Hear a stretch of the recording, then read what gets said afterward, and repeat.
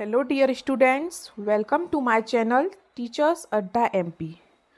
और आज आपकी 8th ग्रेड अभ्यास पुस्तिका गणित कक्षा 8 का चैप्टर चलेगा, चैप्टर नंबर 8, जिसका नाम है बीजीय व्यंजक एवं सर्वसमीकाएँ।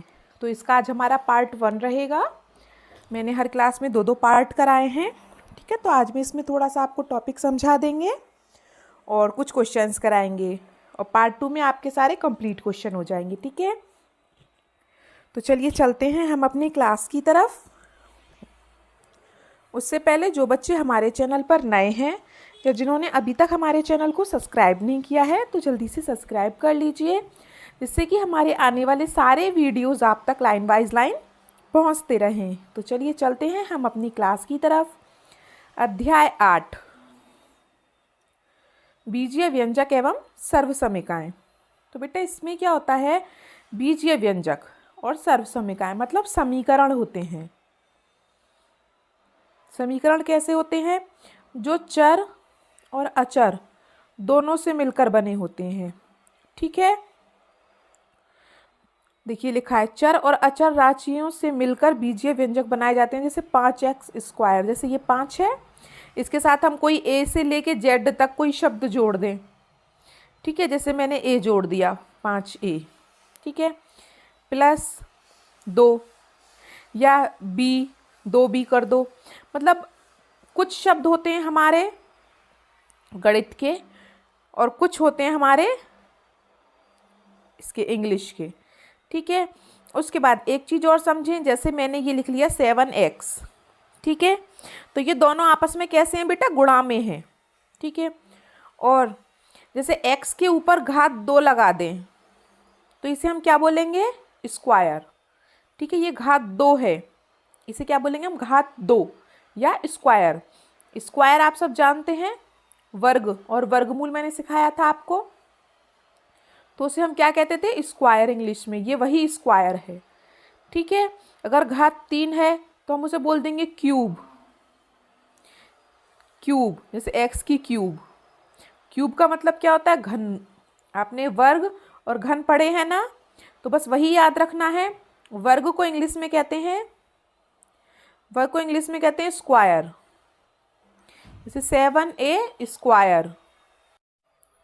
और एक होता है हमारा घन, जिसे हम कहते हैं क्यूब, जिसमें मतलब घात 3 होती है, ठीक है। ये घात 2 को स्क्वायर भी बोल सकते हैं और घात 3 को क्यूब भी बोल सकते हैं, ठीक है। तो चलिए चलते हैं हम अपनी क्लास की तरफ, ठीक है। तो आप ये सब पढ़ लें। अब जैसे इनको जोड़ते कैसे हैं, घटाते कैसे हैं इनको, ठीक है। इनकी गुणा कैसे करनी है, आपको भाग कैसे करना है, तो ये जैसे जैसे आपके प्रश्न आते जाएंगे वैसे वैसे मैं आपको एक एक करके समझाती जाऊंगी, ठीक है। तो चलिए अब हम चलते हैं अपने प्रश्नों की तरफ। पहला प्रश्न, एक पदी और द्विपद का गुणनफल क्या होगा? एक पद मतलब एक संख्या मान लो कोई, और द्विपद मतलब कोई दो संख्याएं ले लो। जैसे मैंने ले लिया 2 + 4x, कुछ भी ले सकते हैं आप, ठीक है। तो कह रहा है इनका गुणनफल क्या होगा, तो इनका गुणनफल कितना होगा? तो जब भी ऐसी गुणा आती है तो जो बाहर वाली संख्या है उसकी गुणा हम इसमें भी करेंगे और इसमें भी करेंगे, दोनों संख्याओं में करते हैं, ठीक है। तो अगर मैं a की गुणा 2 में करूँगी तो क्या आएगा? 2a, बीच में प्लस का चिन्ह है तो प्लस का चिन्ह लगाएंगे। फिर मैं a की गुणा 4x में करूँगी तो क्या आएगा? 4ax, ठीक है। तो कितने पद बन गए बेटा? 2 पद बन गए। इसका मतलब हमारा आंसर क्या है? द्विपद, मतलब बी वाला ऑप्शन हमारा सही है, ठीक है। चलिए प्रश्न 2 की तरफ बढ़ते हैं हम लोग। प्रश्न 2 में देखो, ये गुणा दी है, हमें गुणा करनी है इन सब की। क्या दिया है? 2 गुणा 2 गुणा 2 गुणा 3 गुणा a गुणा a गुणा a गुणा b गुणा b, ठीक है। तो जो संख्याएं होती हैं उनकी गुणा करते हैं इसमें। तो आपकी संख्याएं ये रही, गुणा कर लें। 2 की 2 में करेंगे 4, 4 की 2 में करेंगे 8, और 8 की 3 में करेंगे तो क्या आएगा? 24। तो इनकी गुणा करके तो आ गया 24। अब जो आपके जो अंग्रेजी के अक्षर हैं इनकी गुणा कैसे करते हैं? जो आपके अंग्रेजी के सेम है, जैसे ए, तो ए की कर लें। कैसे करनी है बेटा? ए कितनी बार आया है? 1 2 3, तो मतलब a की घात 3, ये इसकी गुणा हो गई। ठीक है, फिर बाद में क्या है b, तो b कितनी बार आया है, 2 बार, तो b की घात 2, ये गुणा होती है आपकी। तो ऑप्शन में ये कहाँ पे आप देख सकते हैं, डी वाला ऑप्शन आपका सही है। ठीक है, प्रश्न 3 पर चलते हैं। एक आयत की लंबाई और चौड़ाई दे रखी है और क्षेत्रफल पूछा है। तो ये आपका आयत है। ठीक है, आयत की लंबाई 4xy और चौड़ाई दे रखी है 6y² मतलब घात 2। ठीक है, तो आयत का क्षेत्रफल, तो आयत का क्षेत्रफल क्या होता है बेटा, लंबाई गुणा चौड़ाई होता है, लंबाई गुणा चौड़ाई। ठीक है, तो लंबाई क्या है 4xy गुणा चौड़ाई क्या है 6y की घात 2 मतलब y²।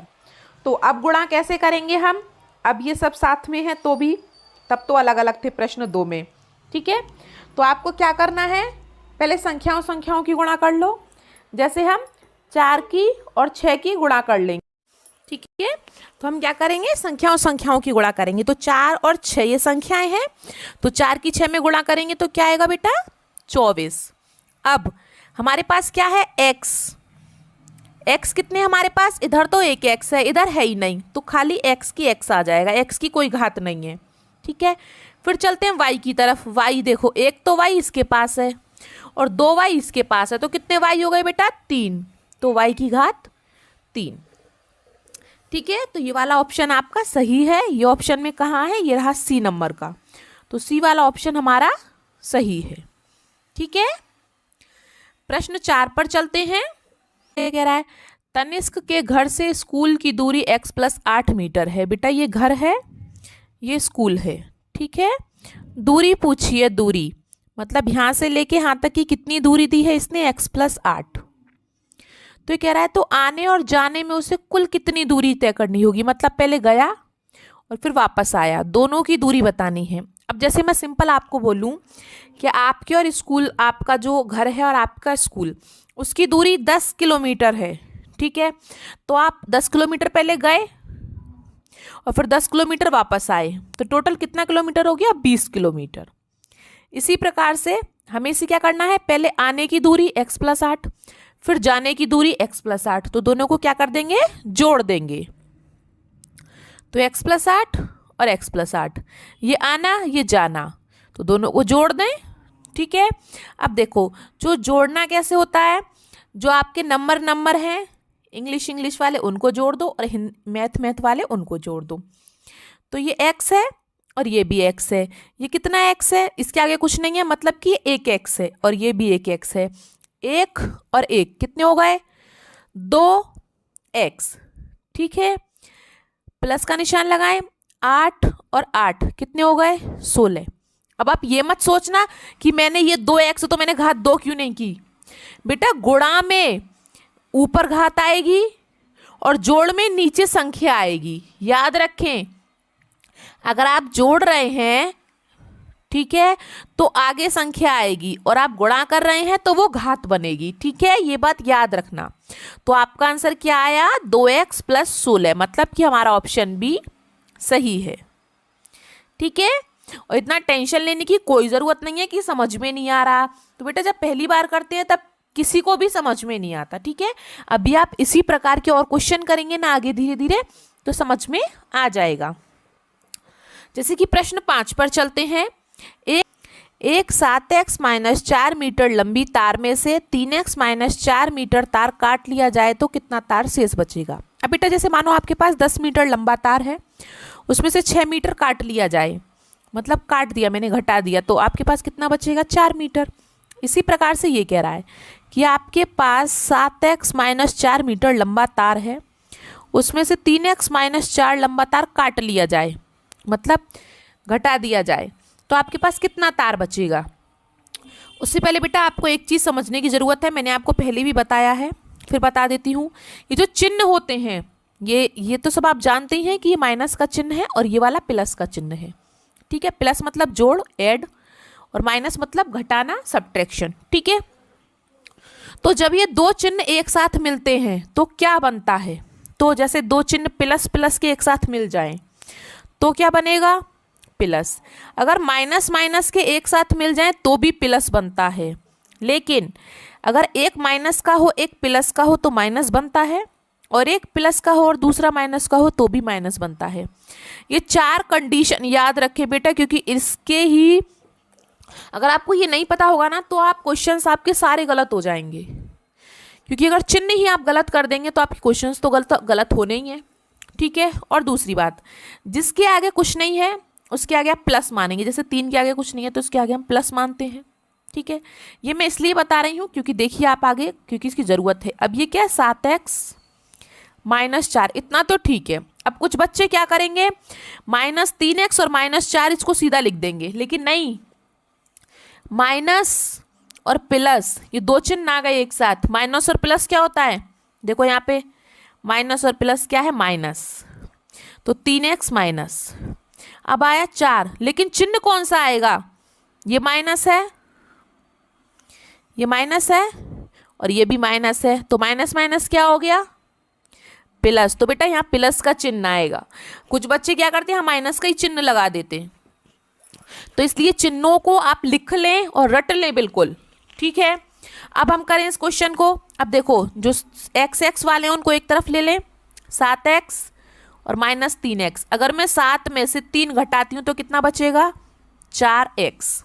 ठीक है। इधर अब हमारे पास क्या बचा, -4 का और प्लस का 4, तो इनका तो कोई मतलब ही नहीं है। अगर 4 में से 4 घटा दो कितना बचेगा, एक प्लस में है एक माइनस में है, तो दोनों कट जाएंगे, या फिर आप 0 लिख सकते हैं इस तरीके से। तो हमारा आंसर क्या है, सिर्फ 4x। तो 4x हमारा ऑप्शन डी में है। सॉरी ये पे लगा दिया है मैंने, डी वाला ऑप्शन आपका सही है। ठीक है, समझ में आया। तो माइनस और प्लस का चक्कर बहुत खतरनाक है, इसको थोड़ा संभल के करें। ठीक है, क्योंकि अगर आपने माइनस की जगह प्लस लिख दिया या प्लस की जगह माइनस कर दिया तो आपका ऊपर से लेके नीचे तक का पूरा क्वेश्चन गलत हो जाएगा। ठीक है बेटा, चलिए आगे चलते हैं प्रश्न 6 पर। नीचे दिए गए प्रश्नों को हल कीजिए। निम्नलिखित का योगफल, इसे और इसे जोड़ना है और इसे और इसे जोड़ना है। ठीक है, तो पहले ए वाला देख लेते हैं हम। देखिए बिल्कुल आराम से समझना है, कोई ऐसे वो नहीं लेना लोड। ठीक है, देखिए ये मैंने पहली संख्या उतार ली, ये मैंने दूसरी संख्या उतार ली और दोनों को मैंने क्या कर दिया, जोड़ दिया। तो आप पहली संख्या तो बेटा ऐसी की ऐसी उतार सकते हैं, उसमें तो कोई प्रॉब्लम नहीं है, लेकिन दूसरी संख्या में क्या है, चिन्ह बदल जाते हैं। कब बदलते हैं चिन्ह, जब यहाँ पे माइनस हो, लेकिन यहाँ पे तो प्लस है तो चिन्ह वैसे के वैसे ही रहेंगे। अगर यहाँ पे माइनस होता तो देखो माइनस माइनस यहाँ प्लस हो जाता, यहाँ माइनस माइनस तो यहाँ प्लस हो जाता, और यहाँ माइनस प्लस यहाँ माइनस हो जाता। इसलिए मैंने आपको वो चिन्ह बताए थे। अगर यहाँ पे प्लस है तो कोई टेंशन नहीं है, तो आप ये भी सेम उतार दें और अगला वाला भी सेम उतार दें। अगर माइनस है तो सारे अंदर वाले चिन्ह बदल जाएंगे। ठीक है, चलिए तो हमने उतार लिया इसको यहाँ पे और इसको भी उतार लिया यहाँ पे। देखो यहाँ पे प्लस था लेकिन यहाँ पे माइनस हो गया, क्यों, ये प्लस और माइनस क्या होता है, माइनस। ठीक है बेटा, इसलिए ध्यान रखें हमेशा। चलिए तो इतना तो आप कर लेंगे। अब हमें क्या करना है, जोड़ना है इनको। अब देखो क्या क्या संख्या है हमारे पास। सबसे पहले हमारे पास हम नंबर 1 से ले लेते हैं, p², p की घात 2। क्या p की घात 2 और भी है कहीं, देखते हैं हम। ये रहा p की घात 2, लेकिन इसके साथ 3 भी है। तो हमें मैथ के अंकों से कोई मतलब नहीं है, अंकों से हमें मतलब है इनके चर राशियों से जो आपके ABCD हैं। ठीक है, तो p की घात 2 और p की घात 2 ये भी है, तो इसको हमने एक तरफ ले लिया, तो ये एक जोड़ा बन गया हमारा। ठीक है, अब दूसरी बारी है हमारी -7pq, तो -7pq ये रहा। क्या और भी कहीं pq है एक साथ में, हाँ भाई ये रहा pq एक साथ में, तो ये भी ले लिया हमने। ये दूसरा जोड़ा बन गया। जोड़ा क्यों बना रहे हैं अब ये मैं आपको आगे बताऊंगी। अब बारी है q² की, q की, तो क्या और भी कहीं है q की घात 2, हाँ भाई ये रहा, तो ये हमने यहाँ पे लिख लिया। इनको बेटा मैंने साथ साथ इसलिए लिखा ताकि हमें इन्हें घटाने और जोड़ने में आसानी हो। ठीक है, अब हम इन्हें कैसे लिखेंगे, देखो p² और -3p², ये दोनों सेम है, तो ये एक p है और ये 3p है, तो 3 में से 1p जाएगा तो कितना बचेगा, 2p, और हमने उल्टा घटाया इसलिए माइनस का चिन्ह आ गया आगे। तो पहली प्रॉब्लम सॉल्व। दूसरा, पहले देखो दोनों के चिन्ह कैसे हैं, माइनस और माइनस, तो माइनस और माइनस कैसे होते हैं, प्लस, मतलब कि ये जुड़ेंगे, 7 और 2 9pq, ठीक है। और यहाँ, हाँ, यहाँ प्लस का चिन्ह नहीं लगाएंगे, क्यों, आप ये सोच रहे होगे क्यों। चिन्ह हम किसका लगाते हैं, जो संख्या बड़ी हो, तो 7 और 2 में से बड़ा क्या है, 7, और 7 के आगे क्या है, घटाने का चिन्ह, तो घटाने का चिन्ह लगाएंगे, ठीक है। तीसरा, माइनस और प्लस क्या है बेटा, एक माइनस में एक प्लस में, तो माइनस प्लस क्या होता है, माइनस, तो घटा दो, 7 में से 1 गया, कितना बचेगा, 6। लेकिन चिन्ह किसका बड़ा है, प्लस वाले का, 7 बड़ा है तो प्लस का चिन्ह आया है, तो आपका ये आंसर हो गया, ठीक है। इसमें बेटा आपको माइनस प्लस के चिन्हों का ज़्यादा ध्यान रखना पड़ेगा, मैं इतना डीपली समझा रही हूँ, इतना कोई समझाता नहीं है, ठीक है।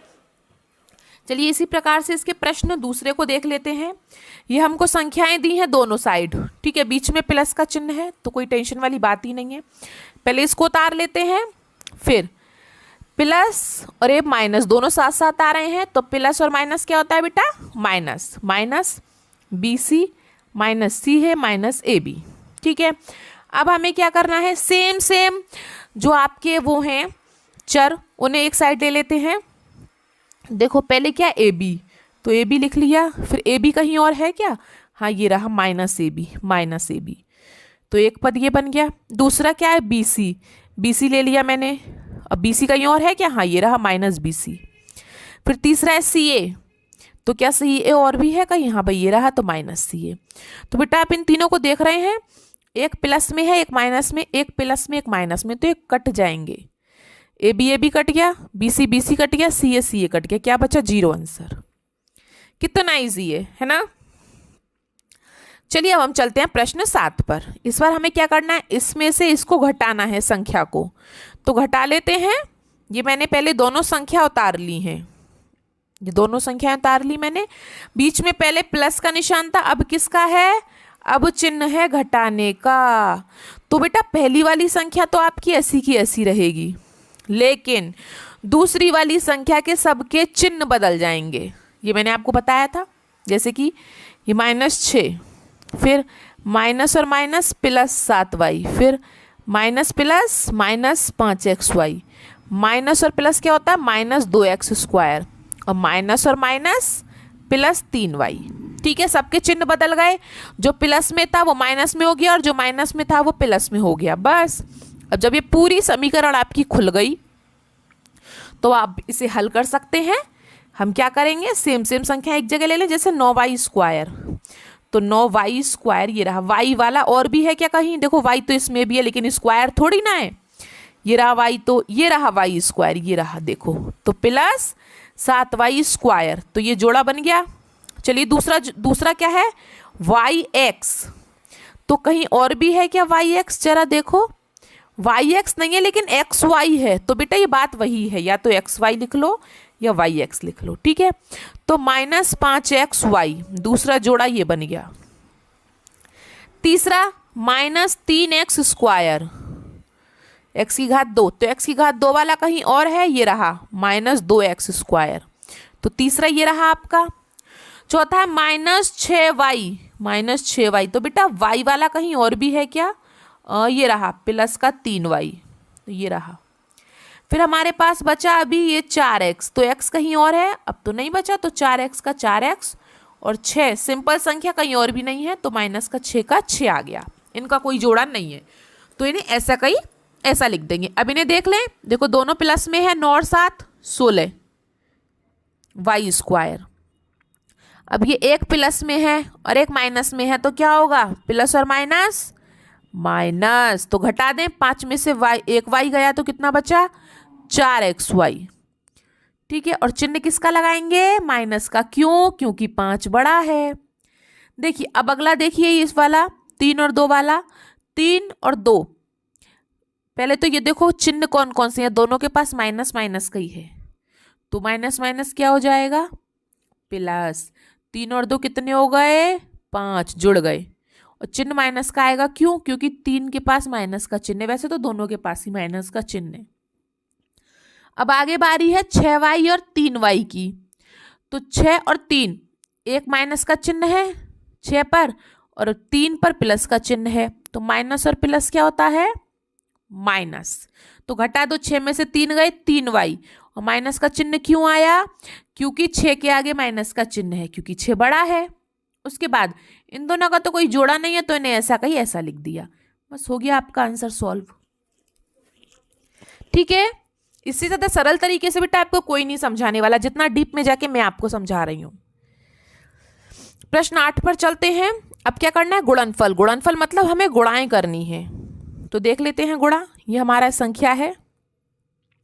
तो बेटा जब मैंने आपको बताया था ऐसे कोष्टक लगा है, इसके बीच में कुछ नहीं है, मतलब गुणा है इनके बीच में। ठीक है, तो ऐसी गुणा हम कैसे करते हैं? जैसे एक संख्या है बाहर, तो इस संख्या की हम, ऐसा नहीं है कि इसमें पूरे में एक साथ गुणा कर देंगे, नहीं, पहले इसकी गुणा हम इसमें करेंगे और फिर इसकी गुणा हम इसमें करेंगे, इसकी गुणा हम दोनों संख्याओं में करेंगे। ठीक है, अंदर वाली 2 है तो 2 में करेंगे, 3 है तो 3 में करेंगे। ठीक है, तो 4x की पहले 3x में गुणा करेंगे, बीच में प्लस का चिन्ह है तो प्लस का चिन्ह लगाया मैंने, फिर 4x की गुणा हम 7xy में करेंगे। ठीक है, तो कर लें 4 की और 3 की गुणा। अब गुणा करनी है 4 और 3, 4 तिया 12, और x और x की गुणा करनी है तो x की घात 2, x 2 है ना, एक यहाँ पे तो घात 2, तो 12x²। फिर इनकी गुणा करें तो पहले 4 और 7 की कर लें, संख्याओं की, 4 सत्ते 28। अब क्या है? x इसके पास है, इसके पास भी x है, तो x कितने हो गए? 2, तो x की घात 2। और क्या बचा? अभी y बच रहा है। y कितना है? सिर्फ इसके पास है, तो एक y है बस। तो आपका आंसर आया 12x² + 28² y। ठीक है, कितनी सरल है गुणा करना। ठीक है, ऐसी दूसरी है, देखिए दूसरी और समझ लीजिए। 5xy की गुणा पहले हम किस में करेंगे? x में, फिर इसकी गुणा किस में करेंगे? इसमें। तो कर ले गुणा, पहले 5xy गुणा x, फिर बीच में प्लस का चिन्ह है तो प्लस का चिन्ह लगाया, फिर 5xy की गुणा करेंगे 7xy² में। अब इनकी नॉर्मली गुणा कर लें, देखिए अब 5 का 5 ही रहेगा क्योंकि कोई और संख्या है नहीं। x कितने हैं? एक तो ये रहा और एक ये रहा, x की घात 2 हो गई। y कितने हैं? y एक ही है बस, तो इधर का आ गया 5x² y। दूसरा 5 और 7 दोनों की गुणा कर लें, 35 आ गया। अब बारी है x की, x कितने हैं? देखो एक x ये रहा, एक x ये रहा, कितने हैं? 2x, तो x की घात 2। तीसरा हमारे पास है y, एक y ये रहे, 2 y ये रहे, तो कितने y हो गए बेटा? 3, तो 35 x की घात 2 y की घात 3, या हम इसको ऐसे बोल सकते हैं 35x² y³। ठीक है, तो आई होप आप सबको थोड़ा बहुत समझ में आ गया होगा।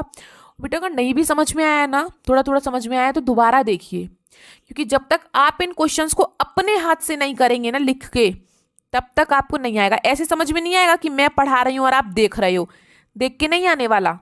जब तक आप अपने हाथ से खुद ऐसे पेंसिल कॉपी से लिख के नहीं करोगे, तब तक आपको कुछ समझ नहीं आएगा। ठीक है, चलिए, तो हर चीज के लिए मेहनत करनी पड़ती है, और आपको कोई परेशानी है तो हम यहाँ बैठे हैं, आप हमसे कमेंट बॉक्स में पूछ सकते हैं। वीडियो अच्छी लगी हो तो लाइक करें, वीडियो को शेयर करें, सब्सक्राइब करें, और वीडियो को देखने के लिए आप सबका बहुत बहुत धन्यवाद। मिलते हैं हम आपसे इसके पार्ट 2 में, उसमें हम आपको पूरे क्वेश्चन कंप्लीट कराएंगे। तब तक के लिए आपका दिन शुभ हो। Have a nice day and thank you.